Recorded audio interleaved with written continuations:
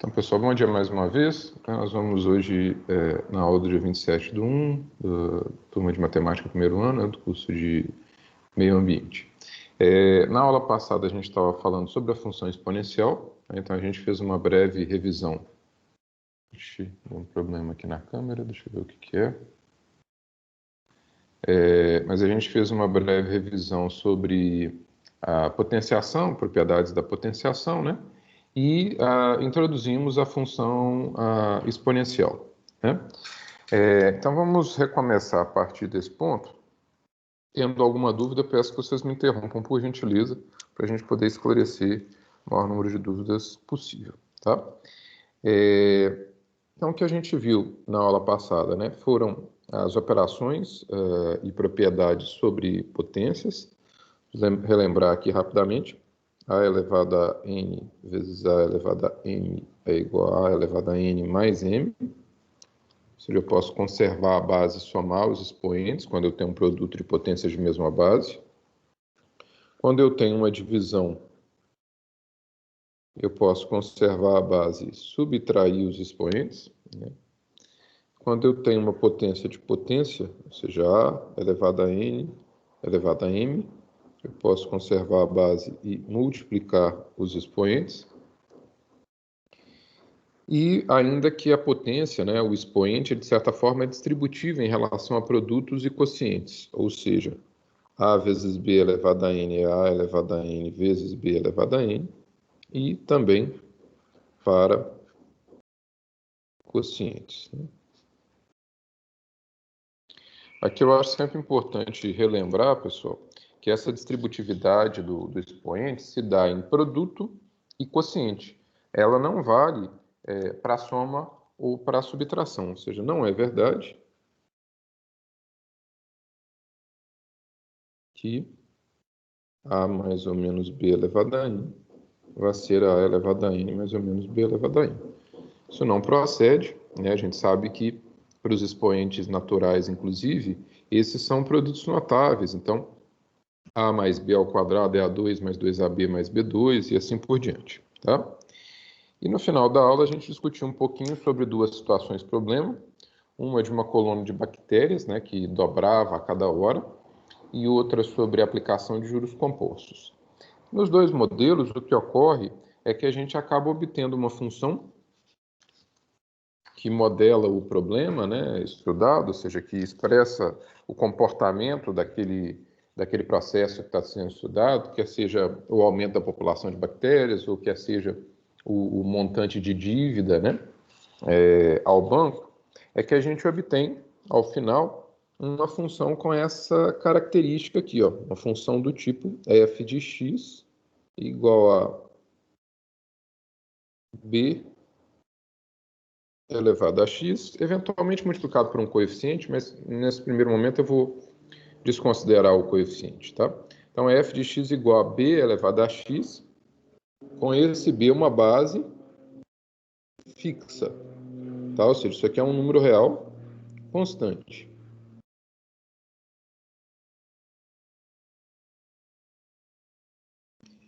E observem que, nesse caso, a variável aparece no expoente. Isso aqui é a diferença fundamental. Portanto, a gente tem base fixa e expoente variável. Nossa situação é base fixa e expoente variável. Nessa situação, pessoal, e ainda acrescentando as hipóteses de que essa base B seja maior do que zero e diferente de 1, então eu explico o porquê dessas coisas, mas considerando que a base seja positiva e não seja o número 1, a gente considera então essa função f de r para r, dada por f de x igual a b elevado a x, como função exponencial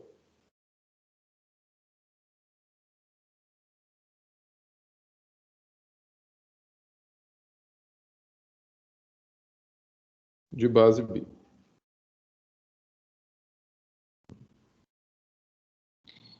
Então, pessoal, eu não tenho uma única função exponencial, eu tenho várias, infinitas funções exponenciais, à medida em que eu troco a base. Tá? Então, vamos dar uma olhada melhor nisso.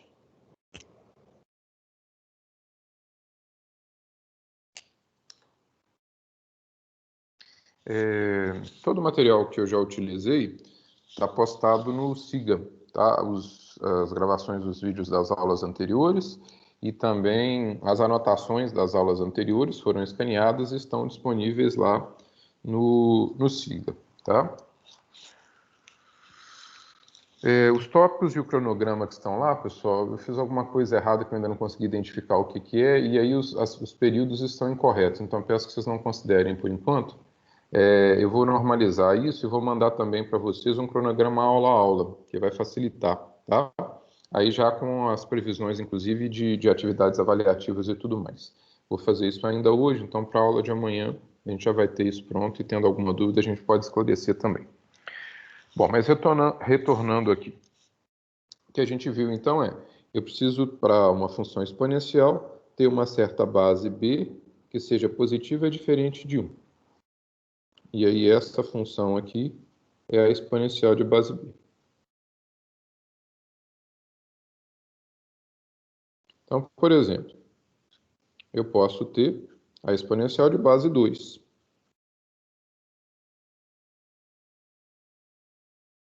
que é a exponencial de base 2 é a função f de r para e, dada por f de x igual a 2 elevado a x. Eu posso ter, por exemplo, a exponencial de base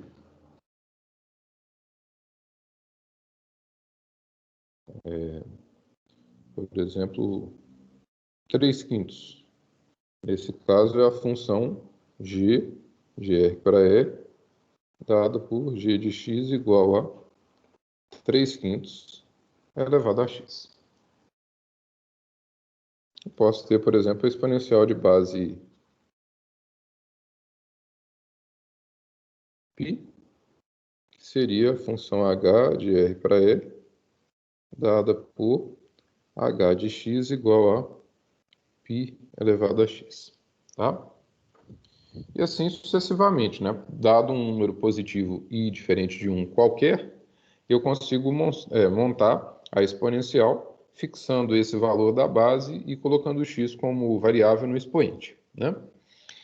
Existe uma exponencial diferenciada, digamos assim, que merece destaque, que é a exponencial de base e.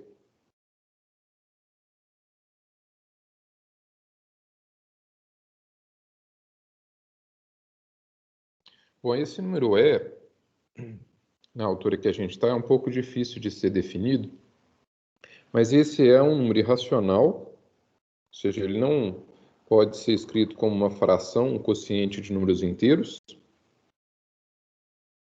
que vale aproximadamente 2,7. É o que nos interessa a princípio. Então, ele tem uma característica semelhante à do número π. Tá? Ele é um número meio parecido com o π. Né? Ele tem uma expansão decimal, uma representação decimal que é infinita e não é periódica. Então, não dá para expressar como fração inteiro sobre inteiro. Mas, de qualquer maneira, existe esse número e a exponencial de base é a função, vou chamar de f maiúsculo, de r para r, dada por f de x igual a e elevado a x. Tem uma série de fenômenos que são estudados e que levam ao estudo dessa exponencial, com esta base. Tá? Na realidade, ela é mais usual do que as outras exponenciais de bases inteiras, por exemplo, do que a exponencial de base 10 e tudo mais. Tá? Mas aqui eu vou, no contexto que a gente está, eu vou apenas apresentar essa exponencial, né? O trabalho é feito com ela mais diretamente nos cursos de cálculo, para quem depois for seguir uma graduação na área de exatas, tá? Mas já é bom apresentar, até porque chegando lá o impacto já é menor, né? E é só a gente pensar realmente que esse é um número que está fixo, tá? Embora ele não tenha representação decimal finita ou infinita periódica. Eu tinha dito para vocês que a base precisava ser maior do que 0 e diferente de 1. Então, vamos lá. Explicar por que a gente tem essa exigência, né? Essas exigências. Então, observação. Olha. Primeiro, por que a base precisa ser diferente de 1? É porque se a base for 1, a função ela não vai ter um aspecto de função exponencial.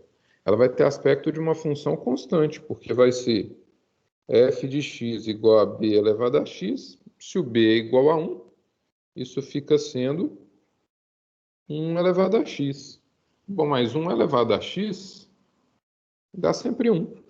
Então, isso aqui é uma função constante. Então, eu não quero chamar uma função constante de exponencial. Então, por isso que o b não pode ser 1, tá? E o b não poder ser negativo, pessoal, é porque não é possível definir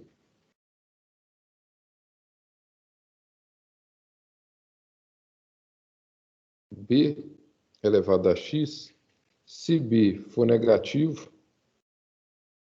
e se x for irracional. Além de eventuais problemas também, no caso x racional, porque se você tivesse algo do tipo b igual a menos 4 e x igual a 1 meio, já não vai existir esse b elevado a x. Porque esse b elevado a x seria menos 4 elevado a meio, menos 4 elevado a meia raiz quadrada de menos 4, e isso não pertence a R, tá? Então, a gente tem problemas de ordem técnica que não impedem, né, na verdade, a realização da operação b elevado a x para uma série de valores de x se o b for negativo. Então, para evitar isso, a gente não considera a função exponencial de base negativa. Tá? Então, as bases da função exponencial serão sempre positivas, perdão, sempre positivas e sempre diferentes de 1.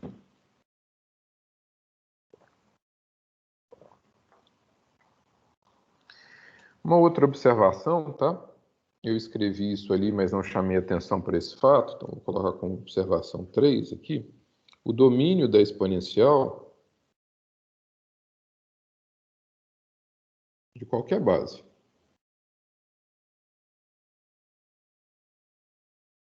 Evidentemente, quando eu falo qualquer base, pessoal, é dentro dessa condição, né? O b é positivo e o b é diferente de 1. Tá? Então, o domínio da exponencial em qualquer base é R. O que isso significa dizer, né? Que sempre existe b elevado a x. Ou seja, b elevado a x existe, né? É um número real para todo x em R. Então não tem restrição, né? Não tem um esquema semelhante ao da raiz quadrada ou da divisão, que a gente tem que ficar tomando cuidado para não tirar a raiz de número negativo ou para não dividir por zero. No caso da exponencial não tem esse problema. Eu posso colocar ali no expoente, no valor do x, tudo o que eu quiser, qualquer número que eu quiser, que b elevado a x ainda vai ser um número real. Quarta propriedade. A imagem da função exponencial, de novo, b maior que zero, b diferente de 1, é o intervalo zero mais infinito. Aqui eu não sei, pessoal, se vocês estão habituados com essa notação para intervalo, então deixa eu chamar atenção para isso, tá? Eu vou usar parênteses para representar que o intervalo é aberto. Em algumas situações, usa-se essa notação aqui, ó, com colchetes para fora, tá? Mas eu particularmente não gosto muito dessa notação, não. Ela é pouco usual no mundo matemático efetivo. Então, normalmente a gente usa parênteses, tá? Então, isso quer dizer que o intervalo é de 0 para frente, bolinha aberta no zero. O zero está fora do intervalo. Tudo bem? Então, o que eu estou dizendo é que a imagem da função exponencial ela é composta dos números reais positivos. Ou seja, posso dividir essa afirmação em duas partes, né? Primeira parte, os números negativos e o zero não estão na imagem. Tá? Então, b elevado a x, vou colocar aqui ou seja, b elevado a x nunca dá zero e não existe x tal que b elevado a x seja negativo. Ou seja, b elevado a x nunca dá zero e b elevado a x nunca dá negativo. Tá? E, além disso, se y for um número positivo qualquer, um número real positivo qualquer, então existe um x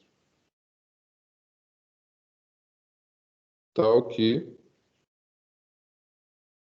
b elevado a x é igual a y. Ou seja, todo número real positivo é a imagem de alguém. Tá? É o resultado, né, de b elevado a x para algum x. Então, aí a gente já tem a imagem da função exponencial. Continuando essas observações, pessoal, duas observações aqui, eu vou colocar como uma só, bem importante, tá? Lembra que a base precisa ser maior que zero e diferente de 1, tá? Vamos marcar isso aqui na reta, do zero para frente, e não pode ser igual a 1, né? Então, você tem duas possibilidades aqui para a base, olha. Ou a base está entre 0 e 1, maior que 0, menor que 1, né? Ou a base está à direita do 1, né? Ou seja, a base maior do que 1. São essas duas possibilidades que a gente tem.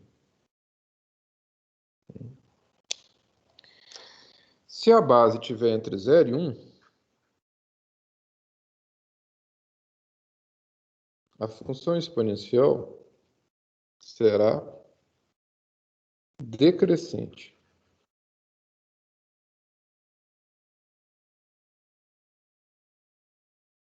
Ou seja, quanto maior o x, menor vai ser a imagem. Então, se o x1 é menor do que o x2, então o f de x1 será maior do que o f de x2. Quanto maior o x, menor a imagem. Quanto menor o x, maior a imagem.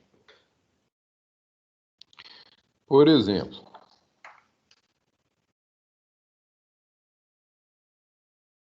a gente entender por que isso é de fato decrescente, tá? Pelo menos intuitivamente, né? Se a gente tem a função f de x igual a meio elevado a x.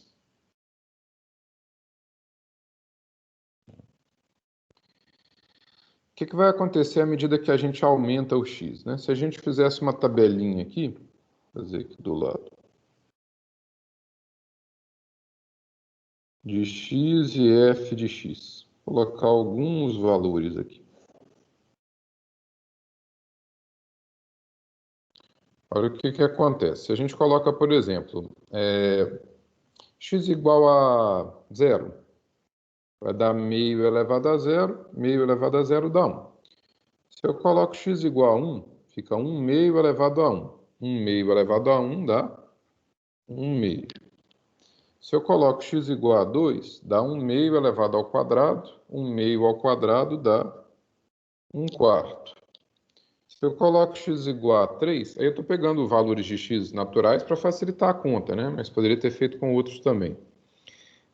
Se eu coloco x igual a 3, fica 1 meio elevado ao cubo. Na verdade, quando a gente vai fazer 1 meio elevado ao cubo, né? A gente faz 1 elevado ao cubo, que dá 1, e 2 elevado ao cubo, 8. E assim sucessivamente. Se for aumentando aqui o valor, né? Tipo 4, vai dar 1, 16 avos. 1 a quarta dá 1 e 2 a quarta dá 16. O que a gente vai vendo aí, pessoal? Que à medida que o x aumenta, olha, o numerador ele fica sempre fixo igual a 1 e a gente está aumentando o denominador. Se o numerador é fixo igual a 1 e eu estou aumentando o denominador, então eu estou dividindo o número 1 numa quantidade cada vez maior de partes, portanto, cada parte fica menor, né? Então, eu tenho aumentado o x e diminuído as imagens. Inclusive, se a gente pegar agora algum valor de x negativo, por exemplo, x igual a menos 1, isso fica 1 meio elevado a menos 1. Como o expoente é negativo, a gente precisa inverter a base. Isso dá 2 elevado a 1, ou seja, 2. Agora começa a crescer, tá vendo? Mas cresce quando? Aumenta o valor de f de x, né? Quando? Quando eu diminuo o valor do x, tá? Então, essa função ela é decrescente. E aqui eu vou aproveitar para mostrar para vocês como é que seria o gráfico dessa função. Vamos usar o GeoGebra, né, que eu comentei com vocês na primeira aula, que a gente usaria com certa frequência. Vamos lá.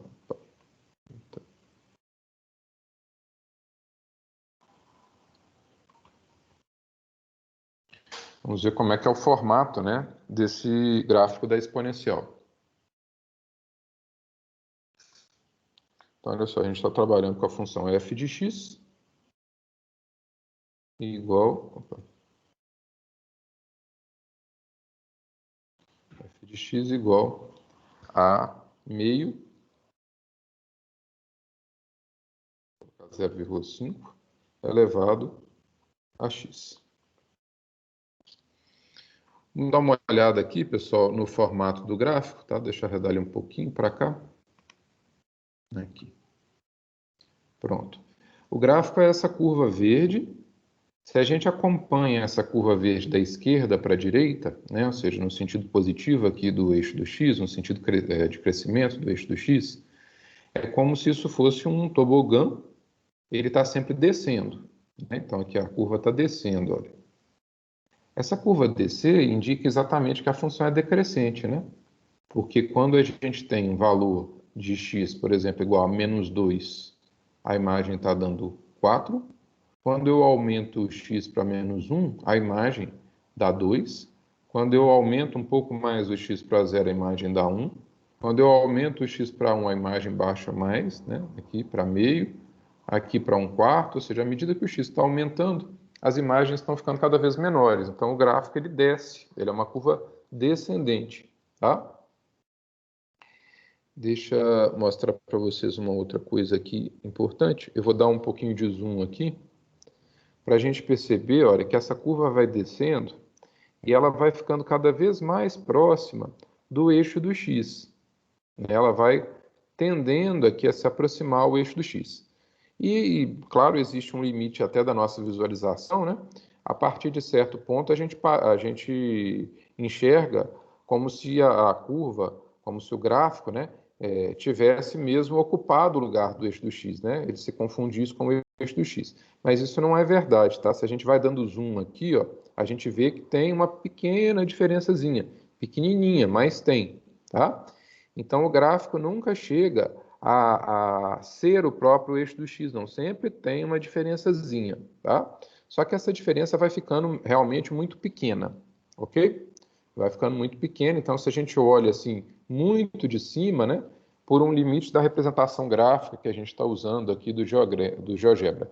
E também da nossa própria visão, a gente acaba enxergando como se, em determinado momento, o gráfico virasse um pedaço do eixo do x, mas não acontece, tá? Ele vai descendo, descendo, aproximando, aproximando, aproximando, mas nunca se iguala ao eixo do x, ok? Muito bem, vamos deixar esse aqui. E, uma outra observação também, que eu tinha falado sobre a imagem, né? Graficamente, é sempre fácil ver a imagem. A imagem é a projeção do gráfico no eixo dos y, né? É a sombra que o gráfico faz no eixo dos y. Tá? Então, se a gente imaginar essa sombra, vou representá-la aqui rapidinho, para alguns pontos, né? Por exemplo, ó, pego esse ponto do gráfico, projeto no eixo dos y, dá aqui. Pego esse ponto, projeto no eixo dos y, vai dar mais ou menos aqui. E assim sucessivamente, olha.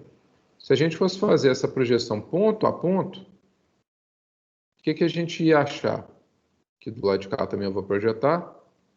Pega um ponto aqui, projeta para cá. Quando a gente faz essa projeção de todos os pontos, olha, o que a gente vai achar é toda essa parte aqui do eixo dos y, do 0 para cima. O 0 não vai ser imagem, porque lembra que eu falei para vocês que esse gráfico nunca chega a tocar no eixo do x, né? Ele não chega a encostar, ele vai aproximando bastante, mas não chega a encostar. Então, ninguém tem imagem 0, tá? Meio elevado a x nunca vai ser igual a 0. Deixa eu mostrar aqui para vocês no papel. Não tem como eu ter meio elevado a x e isso dá 0, porque meio elevado a x é 1 sobre 2 elevado a x igual a 0. Se isso fosse possível, né? Quando a gente fosse multiplicar cruzado, daria 1 igual a 0 vezes 2 elevado a x, ou 1 igual a 0, e 1 não é igual a 0, tá? Então, isso aqui é impossível, né? Não existe x em que isso aconteça, ou seja, o gráfico realmente nunca toca o eixo do x, ele vai estar sempre ali ligeiramente acima do eixo do x. Então, nessa parte da quinta propriedade, né, a gente está chamando atenção para o fato de que a base estando entre 0 e 1, ou seja, não é característica apenas da função meio elevado a x, tá? Mas de outras bases também, desde que estejam entre 0 e 1, que a função exponencial de base b seja decrescente, isto é, tem um comportamento de que à medida que o x aumenta, o y, o f de x, diminui. Vamos aproveitar o GeoGebra aqui, olha, e fazer o gráfico de outras exponenciais de base entre 0 e 1, tá? Para vocês se convencerem melhor de que realmente elas são decrescentes, tá? Acho que vai ser mais fácil eu pegar um novo aqui, tem tanta coisa para pagar. Então, a gente já tinha, né, o da função f de x igual a meio elevado a x, né?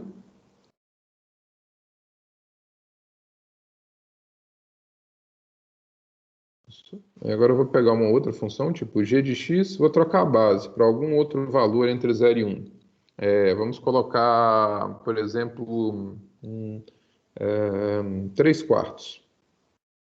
Então, vou colocar 3 dividido por 4 elevado a x.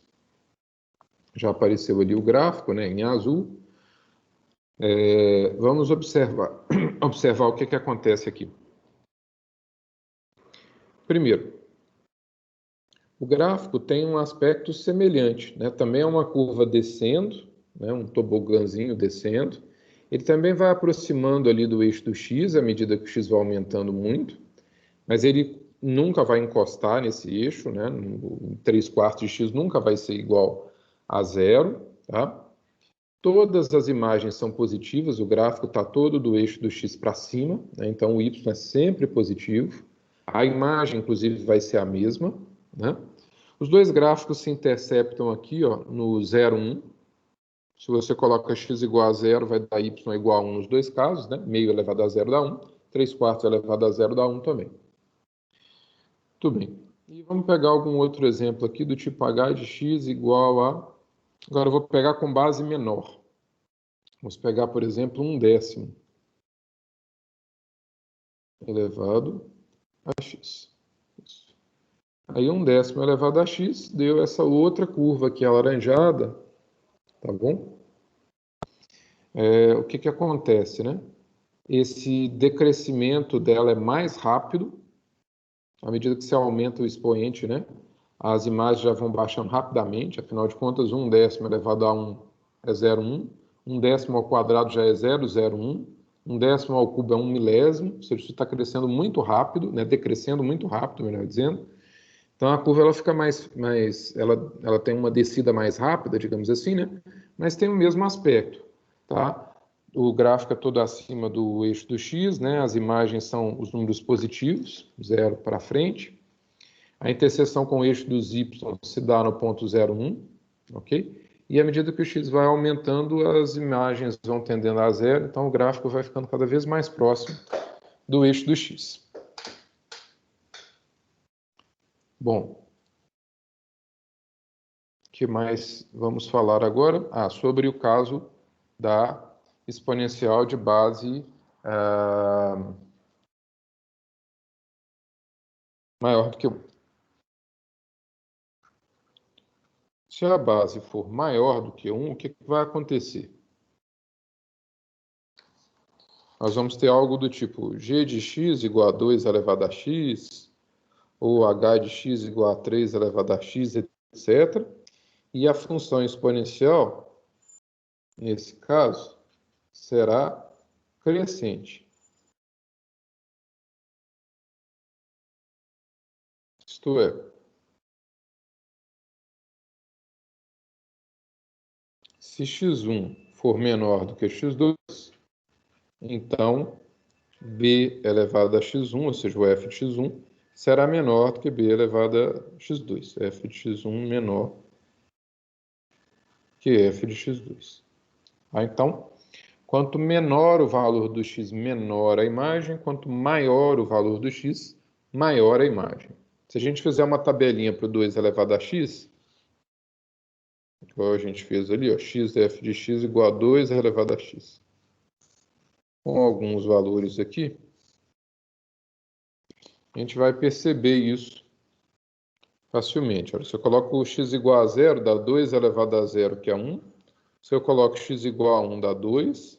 Se eu coloco x igual a 2, dá 2 ao quadrado, 4. X igual a 3, 2 ao cubo dá 8. Então, à medida que o x está aumentando, o y está aumentando também. E agora vamos colocar um x negativo aqui para ter um exemplo assim. X igual a menos 1 dá 2 elevado a menos 1, que é 1 meio. Aí já ficou menor do que o 1, que é a imagem do zero. Então está tudo ordenado aqui. Quanto maior o x, maior a imagem. Quanto menor o x, menor a imagem. Vamos dar uma olhada lá no GeoGebra como é que é o gráfico nesse caso. Deixa eu apagar algumas dessas aqui, só para a gente não se confundir muito. Vou apagar essa aqui também, depois eu mostro as duas juntas. Então, vamos pegar aqui m de x igual a 2 elevado a x. Pronto. O que acontece aqui, né? O gráfico está todo acima do eixo do x. Isso significa que as imagens são todas positivas, nenhuma novidade até aí, a gente já tinha concluído que isso era verdade sempre, né? As imagens da exponencial são sempre os números positivos, o conjunto imagem é sempre o intervalo de 0 até mais infinito. O domínio é a reta toda, todo número real tem imagem, né? O gráfico aqui, olha, ele é uma curva crescente, essa curva está subindo, né? Para a gente enxergar isso, pessoal, é sempre o gráfico da esquerda para a direita, tá? Acompanhando o sentido de crescimento do eixo do x. Então, se eu fosse uma pessoa que está caminhando aqui, né, da esquerda para a direita em cima da curva, olha, o que eu estou fazendo é uma subida. De início aqui, uma subida mais leve, digamos assim, né? Mas depois a subida vai ficando bastante inclinada, tá bom? Mas é uma subida, é um movimento de subida. Então, essa função ela é crescente. O menos 2 tem imagem menor do que o menos 1, que tem imagem menor do que o 0, tem imagem menor que 1, tem imagem menor que 2. Estou usando os números naturais só porque eles são mais fáceis de localizar, mas vale para quaisquer outros, tá? A imagem do menos meio é menor do que a imagem do 1/7, por exemplo, tá? Então, se um número está à direita do outro, o número da direita tem imagem maior, porque o ponto do gráfico vai estar mais alto do que o ponto da esquerda. Tudo bem? E aí eu queria comparar com a outra, com, por exemplo, meio elevado a x, tá? Olha só, meio elevado a x é essa curva descendo, vermelhinha, e a 2 elevado a x é essa meio roxinha subindo, né? A interseção das duas ocorre aqui no ponto 0, 1, x igual a 0, y igual a 1. Todas as exponenciais vão cortar o eixo dos y aí, então esse é um ponto de encontro das exponenciais todas, tá? Elas vão sempre se interceptar nesse ponto, né? Mas o que eu queria chamar a atenção aqui são as mudanças, né? O que tem de diferente? O que tem de diferente, primeiro, é que, no caso da vermelhinha, a curva desce, porque a base está entre 0 e 1, então a função é decrescente. No caso da curva azulzinha, ela sobe, porque a base é maior do que 1. E também, em consequência disso, percebam que as duas curvas, elas tendem ao eixo do x, né? Elas vão aproximando cada vez mais do eixo do x, mas em lados opostos. No caso da função meio elevado a x, né? Essa vermelhinha, o gráfico vai abaixando, abaixando, abaixando, ficando cada vez mais perto do eixo do x, à medida que o x está indo lá para o mais infinito. E na azulzinha, o contrário, vai aproximando do eixo do x quando o x tende a menos infinito, ou seja, quando o x vai ficando cada vez mais negativo. De certa forma, elas são uma o espelho da outra, né? O espelhamento da outra. Tá? E em comum tem essas coisas que eu já tinha falado, né? São positivas as imagens nos dois casos, né? A interseção com o eixo dos y é o ponto 0,1, tá certo? Então, isso aí elas têm em comum. E indiferente, né? De diferente, aliás, existem essas variações, né? Uma é crescente, a outra é decrescente. Uma aproxima o y vai aproximando do zero, né? O gráfico vai tendendo ao eixo do x para a direita, quando o x tende a mais infinito. No caso, aqui tem base menor do que 1. E a outra, o gráfico vai aproximando do eixo do x, ou seja, a imagem aproximando do zero, quando o x tende a menos infinito, ou seja, à esquerda. Tudo bem, pessoal? Deixa eu apagar essa aqui. E aí vamos fazer mais alguns exemplos de gráfico aqui, mudando a base, só para a gente ver qual que é o impacto, né? O que acontece se eu troco de base 2 para base 3? O que acontece se eu trocar de base 3 para base... Agora vamos colocar uma base maior, tipo para a base 6. O que acontece se eu trocar da base 6 para a base 10? Bom, o que a gente pode perceber aí? Deixa eu dar um pouquinho mais de zoom aqui. Pronto. O que a gente pode perceber, tá? Quanto maior é a base, mais fechado o gráfico é, porque ele precisa crescer mais rápido, né? Então, à medida que a gente vai aumentando aqui a base, tipo, passamos para a base 10. Vamos deixar só duas aqui para não ficar difícil de enxergar. Compara a 2 elevado a x com a 10 elevado a x. A 10 elevado a x, quando chega aqui no zero, ela bate, né? Ela encontra com a 2 elevado a x, mas a partir daí ó, ela só ganha. Tá? Daqui do lado da esquerda ela estava perdendo, né? A 2 elevado a x estava em cima e a 10 elevado a x embaixo. Aí elas encontraram aqui e aqui elas mudam de posição relativa. E nunca mais se encontram. Daqui para frente, a curva verde vai ter sempre acima da curva roxinha, né? E mais do que isso, a gente pode perceber também que, de fato, né, a curva verde aqui do lado direito, ó, ela é bem mais íngreme do que a azul, né? O crescimento é bem mais rápido. É isso que altera, tá? Se a gente comparar com uma outra aqui, por exemplo, essa 6 elevado a x, vê que a gente vai estar numa posição intermediária, né? Ela está entre as outras duas, olha. Ela já é mais, digamos, ela tem um crescimento mais rápido, né, do que a azulzinha, mas menos rápido do que a do 10 elevado a x. Tá bom? Ok.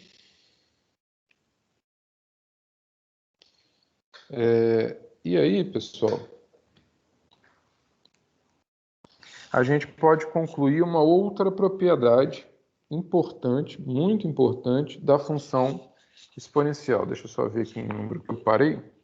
Foi no 5. Então, agora é a propriedade 6, que é a função exponencial de base b. Lembrando que essa base é sempre positiva, sempre diferente de 1. Essa função é injetiva. Ou, às vezes, os livros chamam de injetora, mas eu também prefiro a primeira nomenclatura, injetiva mesmo. O que isso significa, né? F não repete valores. Isto é, se o x x1 for diferente do x2, o f do x1 vai ser diferente do f do x2. Por quê? Só um segundinho, pessoal, só para ligar uma coisa aqui.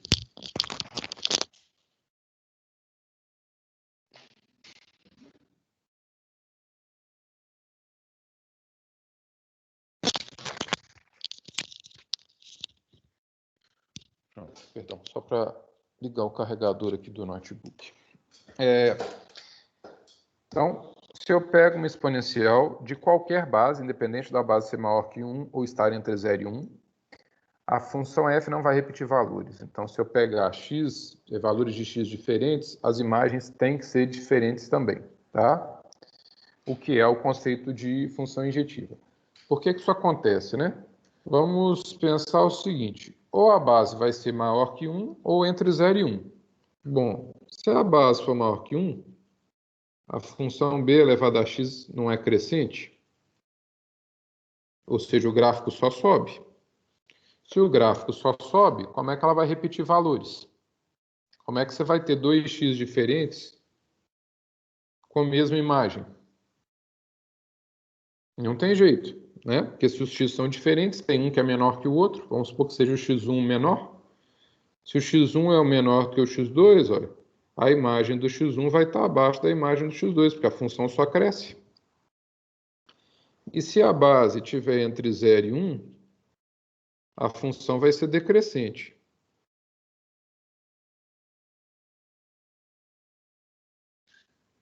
Aí já vai ser o contrário, né? O gráfico. Mas, de qualquer maneira, não vai poder repetir valores. Porque se o gráfico é assim, de novo, se o x1 é menor do que o x2, então o x1 está por aqui, o x2 está um pouco para frente, ou muito para frente, não sei, mas está para frente. A imagem do x1 vai ser maior do que a imagem do x2, então não tem como repetir, né? Repetir valores significaria, olha, que você tem um x1 menor do que um x2, os dois com a mesma imagem. O gráfico da exponencial ou apenas sobe ou apenas desce. Se ele apenas sobe, ele não tem como passar aqui e depois voltar para passar no outro ponto. E se ele apenas desce, também ele não tem como, ele passa aqui, ó, e só pode abaixar, não tem como ele subir e voltar a passar no outro pontinho lá, tá? E isso é uma propriedade muito relevante, porque é o que nos auxilia a resolver, por exemplo, equações que envolvem a exponencial, tá? Então a gente pode usar essa propriedade de que a função exponencial de qualquer base é injetiva para resolver equações exponenciais. Por exemplo,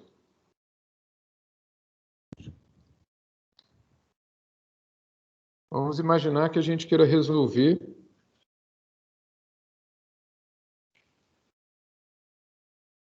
a seguinte equação. Pode ser 2 elevado a x mais 1 vezes 8 igual a, sei lá, por exemplo, 128. Como é que a gente pode resolver isso? A gente escreve tudo como potência de mesma base. O 2 elevado a x mais 1 não tenho mais como fatorar a base 2, então eu vou deixar assim mesmo, né? Mas o 8 eu consigo reescrever como potência de base 2, o 8 é 2 ao cubo. O 128, se a gente vai fatorando também, né? 128 por 2, 64, por 2, 32, por 2, 16, por 2, 8, por 2, 4, por 2, 2, por 2, 1. Isso vai dar 2 a sétima, tá?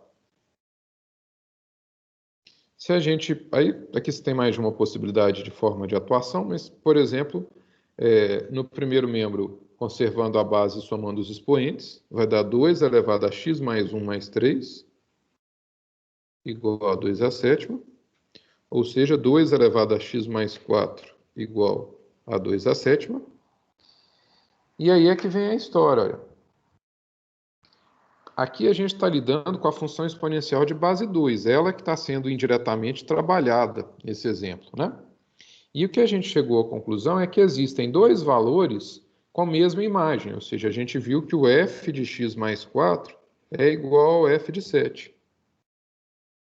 Mas a função exponencial de base 2, assim como qualquer outra exponencial de qualquer outra base, é injetiva. Então, se a imagem desse x mais 4 deu igual à imagem do 7, é porque o x mais 4 é igual a 7.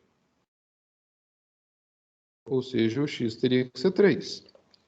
Que é aquela propriedade, entre aspas, né, que fala assim, se você tem 2 elevado a x mais 4 igual a 2 a 7, você pode ir lá e cortar o 2.